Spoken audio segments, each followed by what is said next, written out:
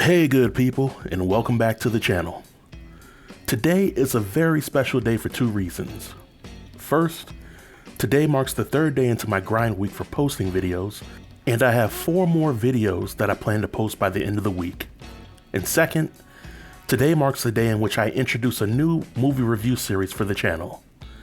This decision wasn't easy by any means, but after thinking long and hard on this, I've decided to start reviewing independent movies that you can catch on Amazon, Tubi, or other streaming platforms.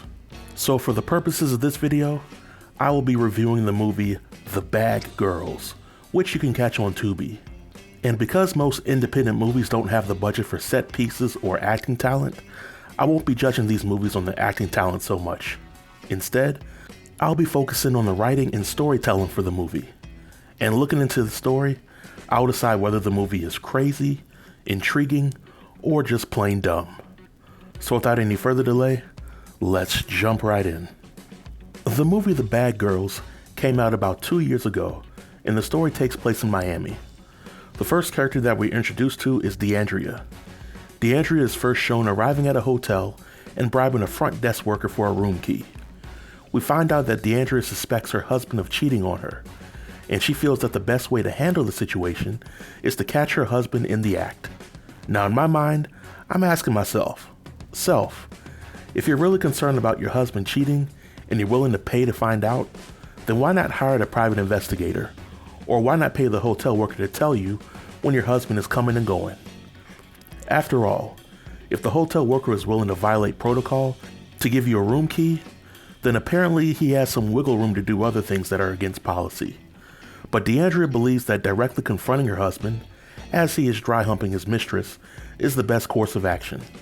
And I say dry humping because in this particular scene, the side chick kept her drawers on while riding DeAndrea's husband, which is a pet peeve of mine for these independent movies. In my opinion, if you're going to shoot a sex scene, at least make it look like the two characters are actually doing something, and not just a glorified lap dance. But DeAndrea catches her husband Walter in the act, and it becomes a situation. But she quickly gets escorted out the building by security, and I guess in her mind that was money well spent. We then get introduced to Nola, who we later learn is DeAndrea's best friend. Nola is a stripper, or as I like to call, an exotic praise dancer. She works at this club where apparently the strippers are not allowed to get naked. Nola's ultimate goal when working at the club is to be able to make enough money to put herself through college. Yet she often complains about the limited money that she makes at the club. And this could very well be due to her keeping her clothes on while she's dancing. But that's neither here nor there. While at the club, Nola receives a call from DeAndrea about her situation with Walter.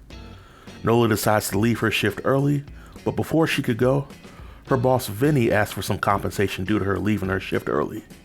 When Nola offers some pushback over the request for compensation, Vinny offers to make other arrangements, to which Nola refuses and decides to just cough up the money. So Nola and DeAndrea meet up to talk about Walter's infidelities. We really don't get much backstory on what made DeAndrea a great wife, but what was established is that Walter at the very least is a thousandaire, which means that he has some money, he has a number of assets, and DeAndrea feels that she's entitled to her cut before bothering to consult with a divorce attorney about the matter. And she attempts to get her cut by going on a shopping spree while using Walter's credit card. But to DeAndrea's surprise, the card has been declined. Now one could argue that if DeAndrea had used a little more tact and finesse when trying to catch Walter cheating, then she might have been able to use the credit card to rack up a bunch of charges before it was canceled. But that's neither here nor there. Nola then convinces DeAndrea to go back to the house, put Walter's things out, and change the locks on him, which is also a dumb plan, because for one, it's illegal, and two, if Walter made all the money and he controlled the spending of said money, then he could easily put a stop notice on the utilities of the house, and DeAndrea would be forced to sell the things in the house or get another source of income just to keep the lights on.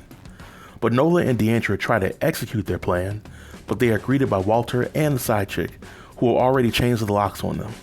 So again, an argument can be made that if DeAndrea was just a little more tactful, and she could have proved that Walter cheated without directly confronting him about it, her plan to take over the house and run up Walter's credit card could have been executed without any issues. But DeAndrea was just being impulsive or just being idiotic in how she handled things, and Nola supporting the matter only made things worse. So after all these things happen, DeAndrea finally decides to talk to a divorce attorney, and after talking to the attorney, DeAndrea is informed that she relinquished her rights to Walter's business as well as the home. Now DeAndrea was initially confused as to how this could have happened, but then she realized that Walter had her sign some documents that she didn't bother reading. She then further realizes that those documents were ones that had her give up her claims to Walter's money and assets. The divorce attorney reviews all the information, and she agrees to represent DeAndrea without a retainer fee. You see, the divorce attorney is a shark. She smelled blood in the water, and she was so confident in her ability to win the case that she agreed to work without a down payment. But after DeAndrea left the lawyer's office, the repo man takes her car away because Walter failed to make payments on it. And this is where the movie should have ended. DeAndrea should have patiently waited for the divorce to be finalized and a settlement to be reached. This way, DeAndrea at the very least could have gotten some alimony out of the deal.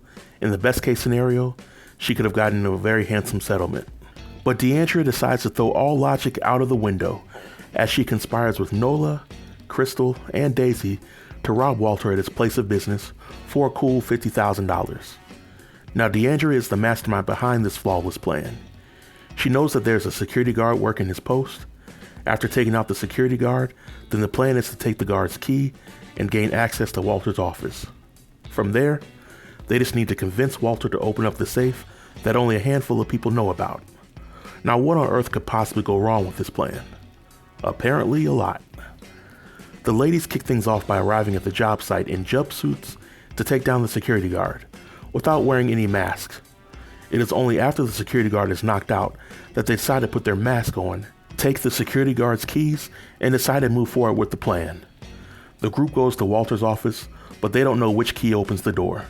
So they essentially have to wait for Walter to open the door on his way out before they could access it. And once he does that, the group holds Walter up at gunpoint, and they demand to know where the safe is. Now I've gotten on DeAndrea's case for being a little slow in this movie, but I gotta give the same energy to Walter. The brother knows that he's going through a divorce with somebody who tried to empty his bank account and change the locks to his house. Walter must have known that only a select few people know about his safe in the office and how much money's in the safe. Furthermore, the ladies didn't bother trying to disguise their voices or hairstyles while trying to rob Walter. I know that Walter is probably in shock and awe, but after it was all said and done, he should have put two and two together when trying to call the police.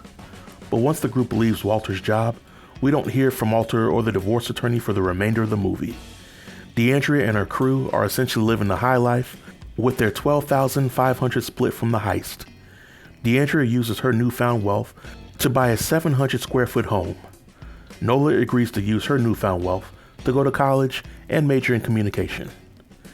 Daisy uses her money towards being a drug dealer, and Crystal uses her money towards her kids. It doesn't take long for Nola to come up with the idea that the group should rob the strip club that she works at, which would have a minimum of $150,000. Of course, the club has armed guards, and these ladies don't have a lot of firepower or practice using weapons. So we see a scene ripped straight from the movie Set It Off, where the ladies go to an underground connect to buy some weapons. They buy the weapons, they spend a few minutes practicing their shooting, and now these ladies are expert marksmen. So we're at the night of the strip club heist. Brother Vinny is in the back counting the money, and one of his guards is out front getting a private show from one of the strippers. The ladies come into the club ready to shoot. Vinny and his other muscles see this, and Vinny hops towards the back to make a clean getaway while the nearby muscle starts to do barrel rolls to shoot a shotgun. Unfortunately, this guy has the aim of a stormtrooper, and even though he had the ladies pinned down, he decided to leave the club in the middle of the shootout. So Nola chases down Vinny, and she ends up killing him. And upon Vinny's death, there were two thoughts running through my mind. One, how did DeAndrea go from possibly getting a nice divorce settlement and living life on the up and up to racking up several counts of armed robbery along with murder? It makes no sense.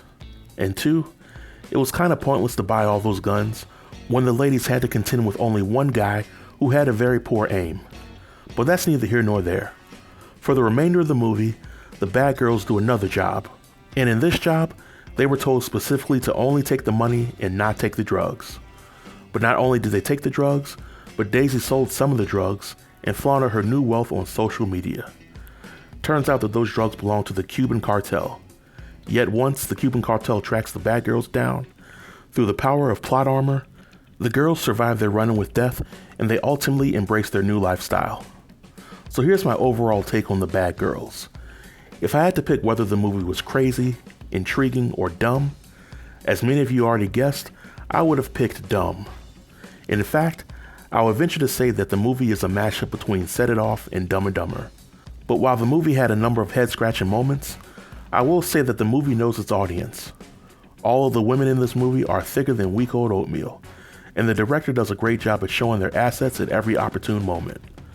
So I'm willing to guess that most guys who watch this movie could probably watch it on mute and still enjoy it for what it is. I'm not sure if most women would feel the same way, but that's just my opinion, and this marks the end of my review. I plan to post another independent movie review later on this week, and I promise that it will be quite the doozy. So if you have any comments related to the review or the movie, feel free to leave them below in the comment section, and I'll be sure to reply to everybody. Until next time, stay tuned and stay safe. Peace.